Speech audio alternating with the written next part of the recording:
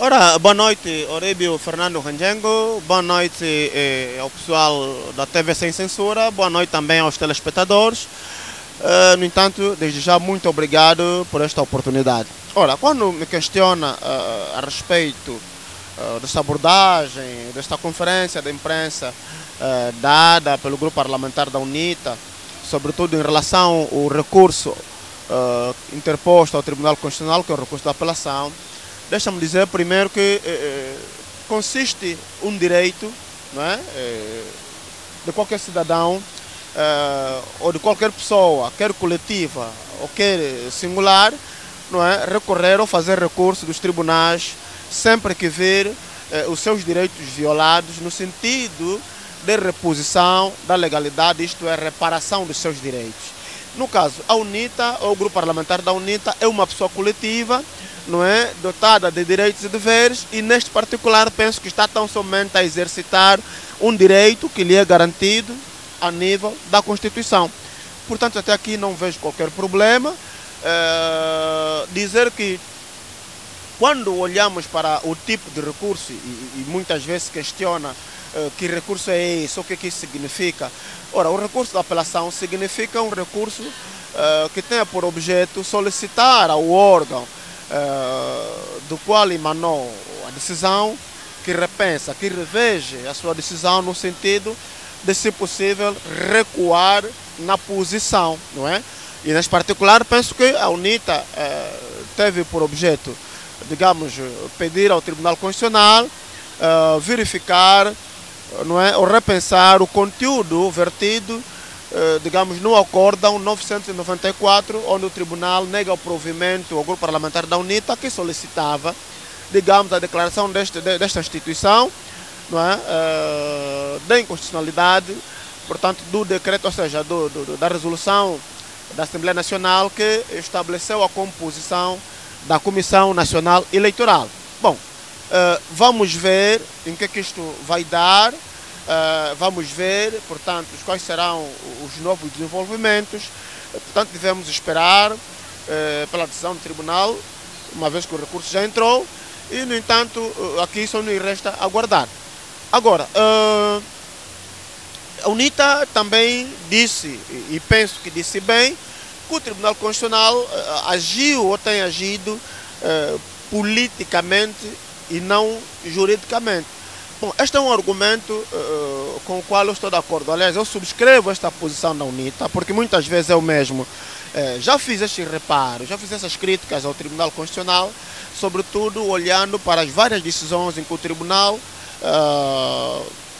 se viu, digamos, a braços e que precisava tomar uma posição. Infelizmente, as decisões foram em contramão com as aspirações jurídico-legais, não é?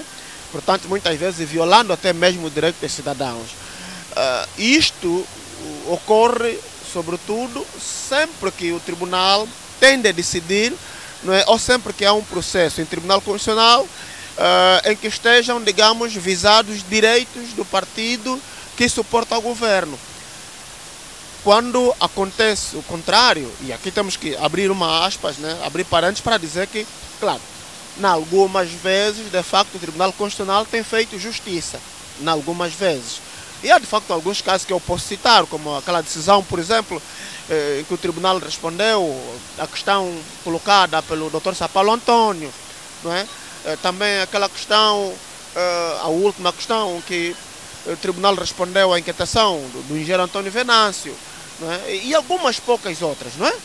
Agora, com esse processo também em relação ao partido PH, mas isto são casos particulares, não é? Na generalidade, sempre que está, aliás, e porque esses casos, como citei, não estão em causa, não colocaram em causa, digamos, os interesses do partido que suporta o governo. Porém, sempre que estamos diante de um caso em que coloca em causa os interesses do partido que suporta o governo, infelizmente o Tribunal Constitucional fecha os olhos à legislação, fecha os olhos à Constituição, fecha os olhos à lei ordinária e, infelizmente, decide, digamos, com base numa orientação, com base em um conjunto de interesses escusos, não é? Porque não são ou não têm sido interesses, digamos, defendidos pela Constituição e pela lei. penso que é por essa razão que a UNITA terá dito, e bem, na minha opinião, que o Tribunal Constitucional não tem agido, digamos, juridicamente, mas tem agido politicamente. Para reafirmar que, em relação a isso, estou plenamente de acordo. Aliás, posso dar um exemplo muito prático. O acórdão 990/2025, onde a UNITA solicita, onde a UNITA requer desta instituição, não é? Desta mais alta instância no que respeita à constitucionalidade, a declaração de inconstitucionalidade, portanto, daquele regulamento exarado ou produzido pelo Conselho Superior da Magistratura Judicial, não é? Que estabelece os requisitos para provimento de vagas, não é, então, de cargos a presidente da Comissão Nacional Eleitoral, cujo requisito basilar consistiu na experiência eleitoral. Ora, este regulamento, de facto, é inconstitucional. Por que é inconstitucional? Porque traz um requisito que viola uma norma constitucional, viola o direito da igualdade, de oportunidade, não é? Portanto, quando nós estamos diante de uma situação como essa, não é? Um regulamento que a partida já concedia benefícios ao próprio doutor Manuel da Silva Pereira Manico, o que significava, em tese, que os outros concorrentes não precisavam mais de concorrer, porque ele era o único que detinha essa experiência, não é? Significa que estávamos diante de uma inconstitucionalidade, violou-se aqui direitos constitucionais de outros concorrentes. E, portanto, a UNITA teve razões, a UNITA esteve muito bem ao elaborar aquele documento, ao solicitar a inconstitucionalidade daquele regulamento. Infelizmente, o tribunal fechou os olhos e disse que o pedido da UNITA não tinha razão de ser. Portanto, como se diz na gíria, chumbou o pedido da UNITA. Portanto, são exemplos como esse que fazem a todos os cidadãos, claro, eu não sou uma exceção, compreender de forma nítida e evidente, de forma muito clara, de que o Tribunal Constitucional muitas vezes age de forma política e não juridicamente. Aliás, eu costumo dizer muitas vezes que o Tribunal Constitucional, nos momentos derradeiros, não pratica, não é, a ciência, não pratica, não é, a juridicidade, mas pratica, digamos, o espiritismo jurídico. É uma questão como, prontos, vão dormir, sonham, depois adivinham e trazem uma decisão já prolatada, mesmo em violação das normas constitucionais. Muito obrigado, doutor. Vamos olhar muito rapidamente para um outro tema que tem que ver sobre a governação, ou uma suposta acusação que dá conta de que o Presidente da República, desde que tomou posse no primeiro ano do seu mandato, ou no seu primeiro mandato, o Presidente da República terá improvisado na sua governação. É uma acusação que vem de Rafael Marques, também jornalista e pesquisador. Bom, olha, deixa-me dizer primeiro, parabéns ao cota Rafael Marques. Já agora, sempre que eu citei coisas como estas que o Rafael Marques traz agora, as pessoas catalogaram-me, apelidaram-me de ser radical, de ser contundente, de ser extremista, não é? Até de ter alguma coisa contra o Presidente da República. Portanto, eu devo confessar mesmo que eu respiro, digamos, um ar de alívio nos últimos dias quando vejo pessoas como o caso do próprio Rafael Marques e tantos outros que já vêm publicamente, digamos, dizer coisas como essas que na verdade, ou no fundo, corrobora com aquilo que venho defendendo há algum tempo, até mesmo quem hoje qualifica a governação do presidente João Lourenço como menos do que zero, não é? Também há uma informação que há uma questão que não se cala. Por que só agora é que Rafael Marques vem com estes argumentos? Bom, eu não posso, como deve calcular, Rafael Marques é adulto, é idôneo, não é? É uma pessoa experimentada na política, aliás é um jornalista de investigação, tem opiniões muito próprias, não é? Ele decide quando fala e quando não fala, portanto não sou eu, aliás não estou em condições de responder por que sou agora. Agora, que peca, pelo momento peca, né? Peca por tardia. Mas ainda assim é um direito que lhe assiste. Não posso dizer por que sou agora. Mas como eu estava a dizer, corroboro com aquilo que ele disse.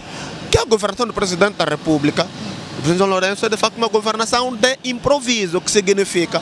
Aliás, tu és jornalista, eu tenho certeza que, quer na campanha eleitoral 2017, que elegeu o presidente João Lourenço a presidente da República, quer em 2022, ninguém em Angola conseguiu acompanhar, digamos, ver e ouvir um pensamento, uma ideia, uma visão do presidente João Lourenço sobre Angola. O presidente João Lourenço não tem uma visão sobre Angola, nunca apresentou uma visão sobre o país, nenhuma visão. Ninguém sabe o que é que o presidente da República pensa sobre este país, o que é que ele pensa no domínio econômico, o que é que ele pensa para o setor da educação, o que é que o presidente pensa, não é, para, digamos, o desenvolvimento do próprio país. Ninguém sabe disso, ele nunca apresentou isso. Doutor, em várias entrevistas o Presidente da República disse mesmo que quer combater a corrupção. Esse é um tema que vamos desenvolver lá mais para frente, por sinal é o último tema. E também olhar para o desenvolvimento do país, olhando para as cooperações. Muito recentemente testemunhamos a presença do ex-chefe de Estado americano que esteve no nosso país e na inauguração do corredor do Lubito, também uma história enorme, só para citar. E também olha para o setor do Ministério da Defesa, que é necessário apostar, o orçamento geral que deve ser gordo, olhando também para o setor da educação, saúde, só para citar. Não, é assim, Oribio, nós temos que dizer aqui uma coisa para os telespectadores. É preciso que nós sejamos honestos, porque a honestidade intelectual impõe-se. Portanto, neste âmbito, eu digo o seguinte, ok, falou de combate à corrupção, falou, portanto, da vinda do presidente Joe Biden no âmbito do projeto Corredor do Lubito. Primeiro é que o Corredor do Lubito é um projeto antigo, remonta há mais de 10 anos. Muito mais, é muito mais antigo do que isto. Mas ele deu sequência e terminou o processo. Exato. Terminou, e a minha pergunta é, qual é o impacto do Corredor do Lubito hoje na tua vida, na minha vida, na vida de quem nos esteja assistindo? Porque é preciso nós compreendermos uma coisa. O exercício de funções políticas deve consubstanciar-se na prossecução do interesse público, na prossecução do interesse geral da coletividade. O que significa, traduzindo isto, a ação do presidente João Lourenço tem que se traduzir em arroz para a minha casa, não é? Em água na minha torneira, energia elétrica na minha instalação, ou então na minha residência. É nisso que se tem que traduzir, digamos, as ações do presidente da República. Ok, o Corredor do Lubito é um projeto, mas os projetos são concebidos para, de facto, gerar desenvolvimento econômico e social do país. E eu penso que até agora, esse Corredor do Lubito ainda não gerou isto. Daí que eu pergunto qual é o impacto disto. Zero, até agora. O que significa que nós ainda estamos na perspectiva discursiva. As inaugurações, por exemplo, dos hospitais, muito recentemente... Não, tudo isto é apenas, encerram apenas uma narrativa discursiva, não é? Porque, veja, estava a falar do Corredor do Lubito, o impacto nós ainda não sentimos, não é? Falou do combate à corrupção. O combate à corrupção, embora disse que vamos falar mais lá para frente, exato, mas só para responder à tua questão, também não produziu ainda, digamos, factos, não produziu ainda o impacto, porque as pessoas sabem que a corrupção existe e hoje por hoje parece que está a subir de tom. Mas, doutor, portanto, é uma realidade, olhando para... queria só aproveitar para responder a questão dos hospitais. Nós temos, de facto, assistido à inauguração de muitos hospitais, a maioria dos quais hospitais megalómanos, muito grandes, não é? Anunciados, inaugurados, com muita pompa e circunstância, com muita apoteose. É verdade. Vamos a esses hospitais, assistimos de facto a uma tecnologia de ponta, estão equipados. Mas a pergunta é, como é que nós estamos no setor da saúde. Será que esses hospitais conseguiram dar resposta aos problemas de saúde que o país enfrenta? Eu penso que a resposta tu sabes e quem nos está assistindo também sabe. Nós continuamos ainda com os mesmos problemas de enchente nos hospitais. E aqui é um particular. Esses hospitais são de nível, digamos, terciários. Os hospitais de nível primário, que são os das comunidades, estão a ser esquecidos, não é? Portanto, significa isto dizer que nós invertemos a pirâmide, ou seja, a prioridade devia ser dada nesse setor da saúde para os hospitais primários, hospitais das comunidades, porque é lá onde está a maioria das pessoas, para depois ocorrerem nos hospitais maiores, está a ver? Portanto, e isto significa exatamente que o Rafael mais uma vez tem razão, significa que estamos diante de uma governação de improviso. Por quê? Porque não há uma visão estratégica, não há um plano diretor do próprio executivo. Por isso é que nós hoje, volta e meia, assistimos que se constroem hospitais, mas temos sempre pessoas a morrer de malária, temos sempre pessoas a padecer de muitas enfermidades, estamos agora a passar com o problema da cólera, mas estamos a construir e inaugurar hospitais. Significa dizer que as ações de executivos não estão a produzir efeitos, não estão a produzir impacto desejados. Portanto, isto em prática significa que nós estamos mal. Daí a razão de se dizer que a governação do Presidente da República é uma governação de improviso, porque não há uma visão estratégica, não é, que faça com que Angola vá a bom porto. Muito bem, vamos olhar rapidamente para o último tema, que é a corrupção, doutora.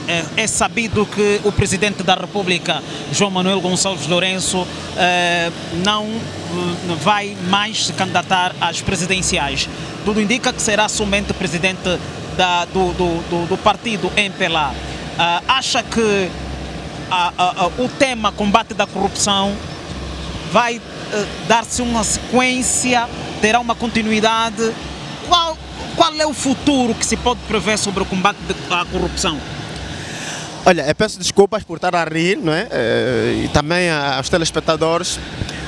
Não é uma questão de gozo, nem assim, nem a quem nos assiste.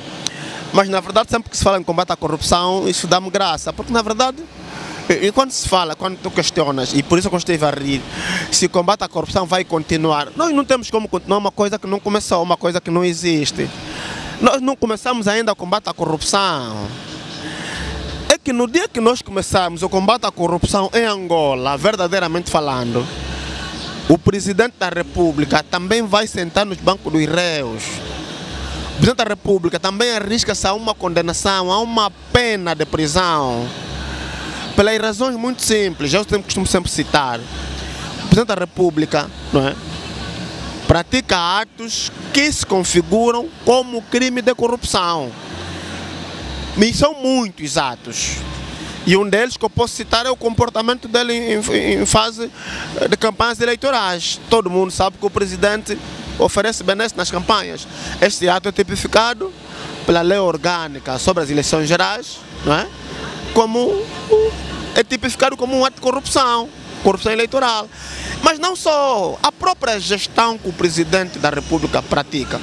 E aqui, se me permite, vale lembrar que o Presidente da República, muitas vezes, publicamente, isso é, nos primórdios do seu mandato, criticou, ou seja, num gesto de crítica ao seu antecessor, no caso, o Presidente José Eduardo dos Santos, de feliz memória, não é? O Presidente afirmou mesmo que os atos de José Eduardo dos Santos eram, digamos, atos que promoviam ou eram uma autêntica promoção à corrupção, referindo-se às adjudicações diretas. E a pergunta que hoje faço, como é que estamos neste capítulo? De forma direta ou pela via da adjudicação direta, não é?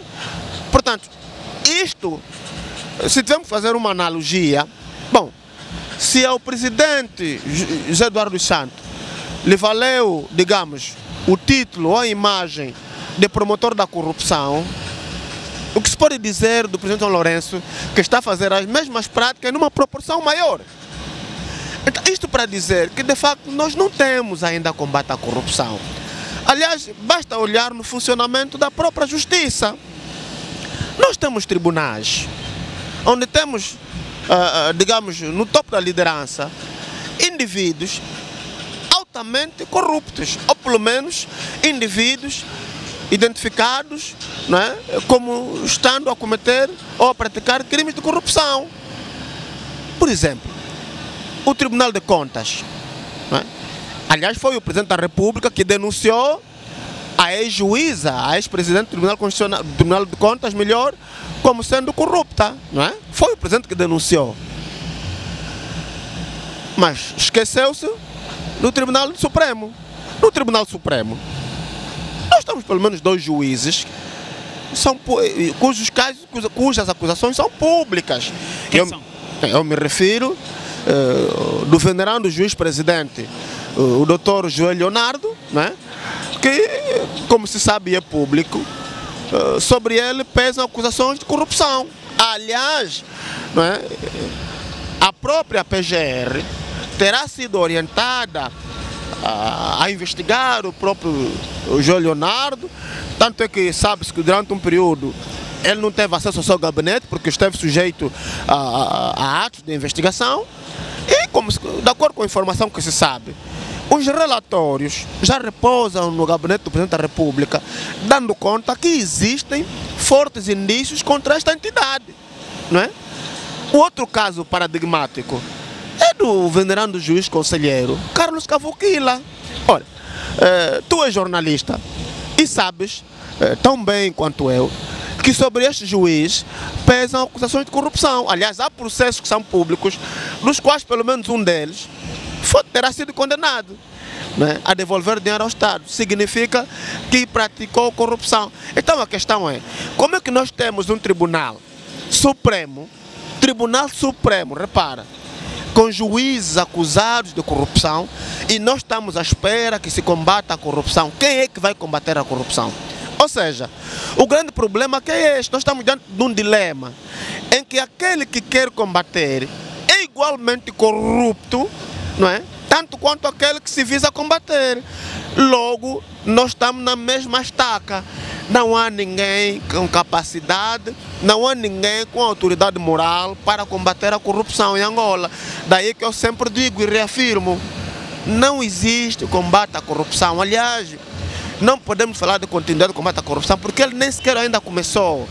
No dia que nós começamos o combate à corrupção, nós vamos ter estas entidades, essas individualidades que eu citei, a começar pelo Presidente da República, no banco dos réus, e arriscar-se, claro, com devido respeito ao princípio da presunção da inocência, e arriscarem, digamos, a altas penas, não é? No dia que tivermos combate à corrupção, mas nós não temos. O Presidente da República, doutor, gaba-se pelo facto de ter notificado a empresária angolana, a filha do ex-presidente da República, Isabel dos Santos, e também o Cuplipa, e essas pessoas que Cuplipa já respondem em tribunal. Não, mas depois, primeiro, a questão é: qual é o impacto que isso produziu? O impacto negativo. Porque por causa desses problemas o país hoje está como está, não é? O país hoje está como está. Exatamente por causa daquilo que eu disse: os corruptos são todos e se quer combater apenas alguns. Então o presidente se gaba à toa. Se gaba à toa porque não produziu nada. Aliás, sabemos todos que isso não é um combate à corrupção. É, digamos, um combate selecionado, um combate seletivo de determinadas pessoas que se constituem a ameaça, digamos, à hegemonia ou então ao controle do poder do próprio Presidente da República. Essas pessoas que citou são pessoas que, sabe-se, que sempre manifestaram um grande apoio ao anterior Presidente da República, no caso de Eduardo dos Santos. São pessoas que não se revêem, digamos, nas práticas e muito menos na gestão do atual Presidente. Logo, se constituem ameaças. Então é fundamental, isto em política acontece, é fundamental que essas pessoas, contra essas pessoas, se imprima, digamos, uma campanha feroz de combate contra essas pessoas. Mas então não estamos a combater a corrupção, estamos a combater pessoas. E o que está acontecendo em Angola é isto: está-se a combater pouquíssimas pessoas, começando pelo Augusto Tomás, o Carlos São Vicente, a Isabel dos Santos, né? E agora os generais Cupelipa e Dino. Mas alguém acredita que em Angola são esses únicos que cometeram a corrupção? Isto é crível. Alguém é capaz de acreditar que a corrupção em Angola foi cometida apenas por essas individualidades? O próprio Presidente da República se assumiu como sendo do sistema. Qual sistema? Sistema político que praticou a corrupção, que, pronto, primeiro estimulou, promoveu a corrupção, não é? E que se enriqueceu à custa da corrupção. O próprio Presidente da República é rico, não é pobre. Onde é que ele conseguiu a riqueza, se não é da corrupção? Era importante que ele viesse explicar como é que obteve a sua riqueza, para compreendermos se ele é ou não corrupto, não é? Para entendermos se é ou não corrupto, ele tem de explicar como é que conseguiu a sua riqueza. Aí sim vamos dizer que ele é diferente dos demais. Aí vamos poder dizer que sim, há lugar a combate à corrupção, porque afinal de contas, aqueles ricos não são corruptos, conseguiram por esta e aquela via lícita, não é? Do contrário, não é possível. Portanto, não há combate à corrupção. Assim, e reitero, assim o combate a determinadas pessoas, determinado grupo que não convém a atual gestão, porque se constituem em fortes ameaças a quem hoje tem o controle do poder.